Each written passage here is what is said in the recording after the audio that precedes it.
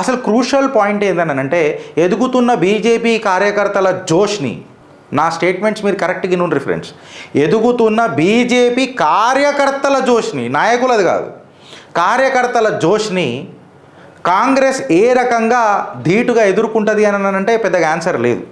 ఏదైతే భారతీయ జనతా పార్టీ 2023లో 8+8 తన మార్క్ రాజకీయాలతో, ఆర్ టు దట్ మ్యాటర్ దేశ ప్రధాని నరేంద్ర దామోదర్ దాస్ మోదీ గారి చరిష్మాతో 8 లోక్సభ సీట్లు కైవసం చేసుకున్న భారతీయ జనతా పార్టీ, దానికంటే ముందు 8 ఎమ్మెల్యే సీట్లు కైవసం చేసుకున్న భారతీయ జనతా పార్టీ ఈ 8+8 ఈ మ్యాజికల్ ఫిగర్ జిహెచ్ఎంసీలో 48ని 84 చేయగలుగుతుందా అవుట్ ఆఫ్ 150 అనేది ఒక పెద్ద స్పెక్యులేషన్, క్వశ్చన్ మార్క్.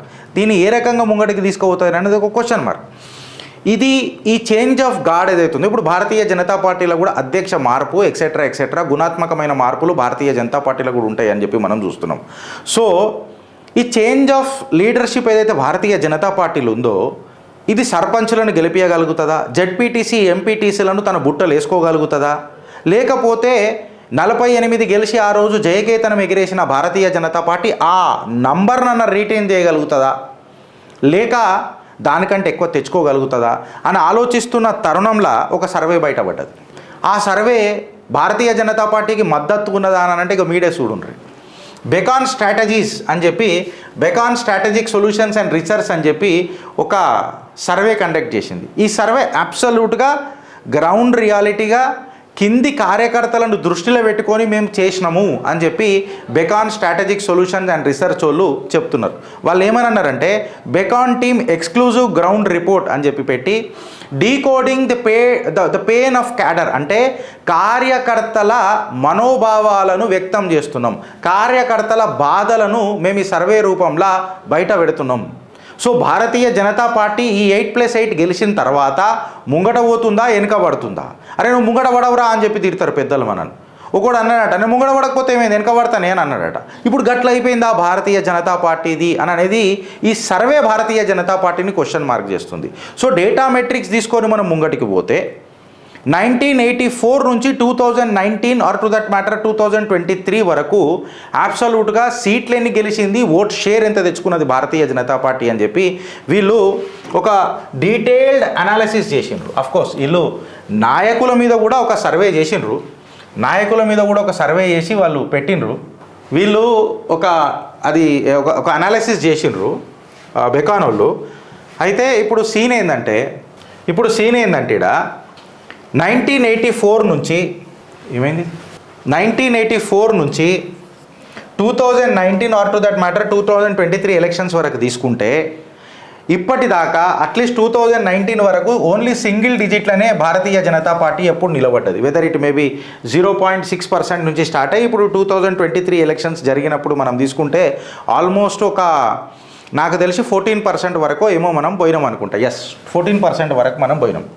అదే మనము 2019లో తీసుకుంటే ఇట్ వాస్ అరౌండ్ 8%. జర్రా దీన్ని మనం ముంగటికి పోయి జర విశ్లేషించి కొంచెం ఆలోచిస్తే, ఇంకా కొంచెం డీటెయిల్గా పోయి మనం డీటెయిల్గా ఆలోచిస్తే ఇప్పుడు చూడండి అసలైన సిసలైన మజా. 1983 నుంచి 2009 వరకు ఆర్ టు దట్ మ్యాటర్ 2019 వరకు మనం తీసుకున్న కంటెస్టెంట్ వర్సెస్ ఎన్ని సీట్లు గెలిచింది భారతీయ జనతా పార్టీ అని తీసుకుంటే ఒక 1999 అది కూడా నాకు తెలుగుదేశంతో పొత్తుంది అనుకుంటా, అక్కడ 24 సీట్లను కంటెస్ట్ చేస్తే కేవలం 12 సీట్లు భారతీయ జనతా పార్టీకి వచ్చినాయి. మిగతా దగ్గర మొత్తం సింగిల్ డిజిట్ అనే పోయిర్రు. And moreover vote share కూడా పెద్దగా గుణాత్మకంగా వాళ్ళు ఏం పెద్దగా సెట్ చేసుకోలే. ఇక వాళ్ళు north Telangana, west Telangana, south Telangana, east Telangana and to that matter హైదరాబాద్లో కూడా ఓట్ షేర్ని వాళ్ళు డీకోడ్ చేశారు 2014 నుంచి 2024 వరకు. నేను అది డీటెయిల్గా ఏం పోతలేను. అయితే ఇక్కడ మనం గుర్తుపెట్టుకోవాల్సిన విషయం ఏంటంటే ఎవరెవరైతే మేము ఇలా ఎంపీలమైనము అని చెప్పి మాట్లాడుకుంటారు కదా, వాళ్ళందరికీ ఒక చిన్న ప్రశ్న ఇస్తున్నా. ఏందనంటే వెనకకు తిరిగి డేటా చూసుకోండి అని చెప్పి చెప్తున్నా. ఎందుకు ఈ మాట అనాల్సి వస్తుందనంటే ఎంపీగా గెలిచిన మీరు ఎమ్మెల్యేలను ఎంతమందిని గెలిపించుకున్నారు? ఆయా నియోజకవర్గాలలో ఎమ్మెల్యేలు ఉంటేనే కదా వాళ్ళు తోపులు. ఆ కాడికి వస్తే ఎంతమంది లోకల్ లీడర్లను మీరు గెలిపించుకున్నారు, క్యాడర్ని ఎట్లా డెవలప్ చేసుకున్నారు? ఈ ఆలోచన ముంగటికి వస్తుందనంటే ఖచ్చితంగా కార్యకర్త ఇలా మాట్లాడతాడు. ఎందుకు మాట్లాడతాడు అని అనేది నేను డీటెయిల్గా సబ్జెక్ట్గా తీసుకొని వస్తాను. డీటెయిల్గా సబ్జెక్ట్కి ఎందుకు తీసుకొని వస్తానంటే ఆ సింగిల్ డిజిట్ ఓట్ షేర్ అనేది ఎందుకు పెరుగుతలేదు ఇన్నాళ్ళు, సరే ఇప్పుడు పెరిగింది, దాన్ని మనం సస్టైన్ చేయగలుగుతామా అని అంటే కార్యకర్తలకు మీరు ఎంత పెద్ద పీట వేసిండ్రు అనేది చాలా ఇంపార్టెంట్ ఉంటుంది.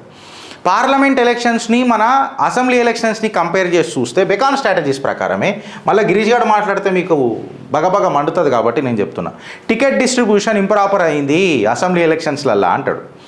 ఓన్లీ మోదీ గారి చరిష్మా మీదనే మీరు ఎలక్షన్లు గెలిచినరు, లేకపోతే మీ చరిష్మా ఏముండే అని అంటాడు. అది వాస్తవమేనా గిరీష్, నువ్వు సపోర్ట్ చేస్తావా అన్నానంటే నేను అబ్సల్యూట్గా సపోర్ట్ చేస్తానంట. ఎందుకు ఈ మాట అంటే తిరిగి ఆ నరేంద్రుడికి మీరు ఏమిచ్చిండ్రు అని చెప్పి నేను రోజు అడుగుతూనే ఉన్నా.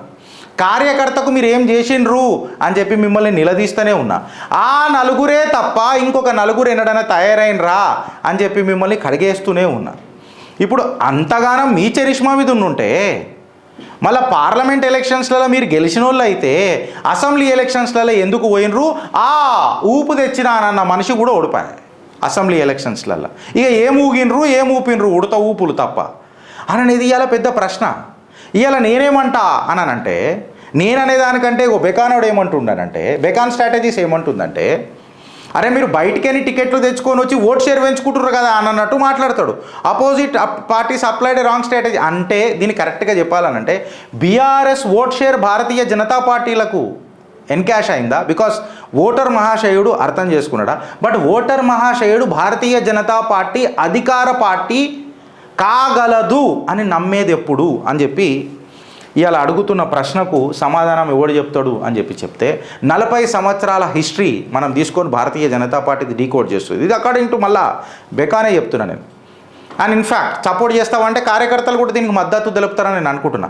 ప్రతి నియోజకవర్గంలో ఇవాళ మనకు 5,000 నుంచి 7,000 మంది కట్టర్ కార్యకర్తలు. వాళ్ళ పెట్టుబడి కేవలం భారత్ మాతాకి జై అని అనగానే ఇంటి ముంగట గడప ముంగట అందరూ నిలబడి చెప్పనా ఎక్కడన్నా పోదామని అనడానా అని చెప్పి ఒక సామాన్య కార్యకర్తలు ఇలా బ్రహ్మాస్త్రాలై ఆ పార్టీకి నిలబడ్డరా లేదా? సీనియర్ సిటిజన్లు, వాళ్ళ ఫ్యామిలీలు, వాళ్ళ కుటుంబాలు కార్యకర్తల లెక్క ఈ పార్టీని భుజాలకెత్తుకొని మోషిస్తున్న తరుణం వాస్తవమా కాదా? గ్రేటర్ హైదరాబాద్ మున్సిపాలిటీలో 48 సీట్లు గెలిచిన 150 సీట్ల కంటే ఇప్పుడు ఆ 48 నిలబెట్టుకోగలుగుతామా? ఇన్ఫ్యాక్ట్ బీఆర్ఎస్ పార్టీకి 35.81% వస్తే అదే భారతీయ జనతా పార్టీకి 35.56% వచ్చింది. హార్డ్లీ డెసిమల్ వేరియేషన్లనే మనము 48 సీట్లు గెలుచుకున్నాం. అదే కొంచెం ఇంకా కాన్సన్ట్రేట్ చేసి ఉంటే ఇలా భారతీయ జనతా పార్టీ ఎక్కడుంటుండే, కార్యకర్తకు పెద్దపీట వేస్తుంటే ఎక్కడుంటుండే అని చెప్పి మాట్లాడితే మనకు తెలుస్తుంది. ఇవాళ వేరే మున్సిపల్ ఎక్కడెక్కడైతే ఎలక్షన్స్ జరిగినాయో అక్కడక్కడ అంతా ఎట్లెట్లా జరిగిందో మనమంతా డేటా మనం గట్టిగానే చూసినాం. ఇప్పుడు ఇది ఇనఫ్ టాక్టిక్స్ రూపంలో మనం పోతున్నానంటే ప్రాక్టీసెస్ కరెక్ట్గా ఉన్నాయా అని చెప్పి మనం మాట్లాడితే క్యాడర్ పనిచేయడానికి రెడీ ఉన్నది, కాకపోతే నాయకులు క్యాడర్ని కలుపుకోబోయేటట్టు ఉన్నారా అని చెప్పి పెద్ద ప్రశ్న అయిపోయింది. ఇవాళ కాంగ్రెస్కి బీజేపీకి తేడా అయింది గిరీష్ అని చెప్పి ఒక పెద్ద మనిషి నాకు చెప్పిండు. ఆయన ఏమన్నానంటే కాంగ్రెస్లో లీడర్లు ఉన్నారు, క్యాడర్ లేదు. అదే భారతీయ జనతా పార్టీకి కార్యకర్తలు ఉన్నారు కానీ లీడర్లు లేరు. గిరీష్ కరెక్టా కాదా అని అంటే వాస్తవమే అనుకోవాలి. కరెక్ట్ మాట చెప్పిండు ఆ మనిషి. ఇప్పుడు ఇవాళ ఎందుకు ఈ మాట మాట్లాడుకోవాల్సి వస్తుందని అంటే అసలు నాయకులకు కార్యకర్తలకు ఉన్న రిలేషన్ ఏంది? భూమి పుట్టినప్పటి నుంచి వాళ్ళే ఉంటారు, వాళ్ళే కట్టలు కడతారు, వాళ్ళే పీక్తారు. ఏం పీకిర్రా నాయన అని చెక్కకు మరటి చూస్తే ఏం కనబడదు బురక లడ్డూలు తప్ప. ఇంకా నాకు వేరే మాటలు కూడా వస్తాయి కానీ క్యాలెండర్ మార్పు శుభాకాంక్షలు అని చెప్పిన కాబట్టి రాపుకుంటున్నా అంతే, ఇంకేం లేదు. లోకల్ ఇష్యూల మీద ఎవడన్నా మాట్లాడిండా? మాట్లాడలే. నిత్యావసర వస్తువుల మీద ఏమన్నా లొల్లి అక్కడిక్కడ అయిందిరా దాని మీద ఎవడన్నా మాట్లాడలే. నీళ్లు నియామకాలు నిధుల గురించి ఎవడన్నా ప్రశ్నించిండా? ఎవడు మాట్లాడలే. నిరుద్యోగ భృతి మీద ఎవడన్నా మాట్లాడుతున్నాడా లేదా నిరుద్యోగ సమస్యల మీద మాట్లాడుతున్నాడా అంటే ఫోజులకు పరిమితంలో అయినాయి తప్ప ఇష్యూ బేస్డ్ రాజకీయాలు ఏడ చేసినాం మనం? రీజనల్ డెవలప్మెంట్ మీద మనం ఏడ మాట్లాడినాం? ఇంకొక కొత్త సబ్జెక్ట్ వస్తుంది, సమస్య వస్తుంది. పాత మనుషులు కొత్తోళ్ళు, కొత్త నీరు పాత నీరు. ఈ కొత్త నీరు పాత నీరు అని అంటే నాకు చిన్నప్పుడు ఒకటి ఆడుకుంటుండే చూడరా మనం, అది ఏది మాటరా ఎర్రలారి తెల్లలారి ఎర్రలారి తెల్లలారి అని అనుకుంటాం చూడు, నోరు తిరిగేది ఫాస్ట్గా. నీకే నాకు ఇదే గుర్తు వస్తుంది, ఎర్రలారి ఎవరిది తెల్లలారి ఎవరిది అని. ఈ మాట ఎందుకు వస్తుంది అని చెప్పి మనం మాట్లాడితే ఎందుకు వస్తుంది అని అంటే టికెట్లు ఇచ్చేటప్పుడు మాత్రం బయట వాళ్ళకు నాయకులే డిసైడ్ చేస్తారు, కార్యకర్తను అడిగి ఇయ్యడు ఓటు టికెట్. అదే పదవుల కోసం వస్తే మాత్రం ఆడు బయటోడికి మనం పదవులు ఇస్తామా అని చెప్పి కాలర్లు ఎగిరేసి కొట్లాడతారు. ఇది ఎక్కడి న్యాయం అని చెప్పి నేను అడుగుతున్నా. కార్యకర్తను ఎంతమందిని కాన్ఫిడెన్స్గా తీసుకుంటున్నారు అని చెప్పి నేను ఇవాళ అడుగుతున్నా. ఇవాళ రాజగోపాల్ రెడ్డి ఎందుకు పోయిండు, వివేక్ వెంకటస్వామి ఎందుకు వెళ్ళిపోయిండు, వీళ్ళందరూ ఎందుకు పోతున్నారు అని చెప్పి మనం రివ్యూ చేసినామా, దాని మీద ఏమైనా సమీక్ష మాట్లాడినామా, కార్యకర్తలను కాన్ఫిడెన్స్ తీసుకున్నామా, వీళ్ళని తేనిక తెచ్చినప్పుడు మనం సమీక్ష చేసినామా, వీళ్ళు పోయినాక మనం ఏమైనా రివ్యూ చేసినామా? ఎందుకు ఈ మాట మాట్లాడాల్సి వస్తున్నది మనము అనంటే, నా గర్వం నా గర్జన డాక్టర్ జీ ఫోటో మీద నాకు మాటలు కూడా రావు. దరువుని తీసుకొని వచ్చి మనం దరువు కొట్టిపించుకుంటామా? ఆనాడు సిద్ధాంతం యాద రాలేదా? కార్యకర్తల సమీక్ష చేసి ఇన్ని తీసుకురావాలన్నా వద్దా అనే లక్షణం మనకు యాద రాలేదా? అదే పదవుల కోసం మాత్రం పైరవీలు మాత్రం కడక్క చేస్తారు. నీ అస్తిత్వం ఎడికేనొచ్చింది, నీ జిందగీ ఎడికేని మొదలైంది.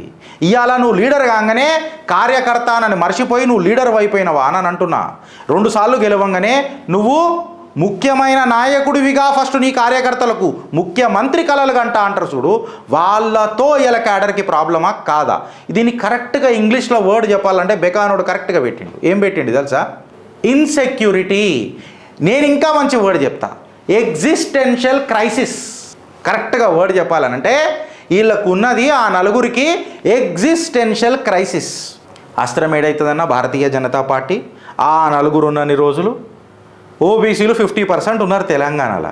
50% ఉన్న ఓబీసీలు తెలంగాణలో ఓబీసీలకు ఏం ఎంపవర్మెంట్ ఇచ్చింది తెలంగాణలో అని చెప్పి మాట్లాడినాం అనుకో, తెల్ల మొక్కలు వేసుకొని మనం కూర్చుంటామా అని అంటే దాన్ని ప్రొజెక్షన్ అది ప్రధానమంత్రి ఓబీసీ కదా, ఆ ప్రొజెక్షనే కరెక్ట్గా పెట్టలేకపోయినాం మనం, ఆ నరేటివ్ని లోపలికి తీసుకోలేకపోయినాం.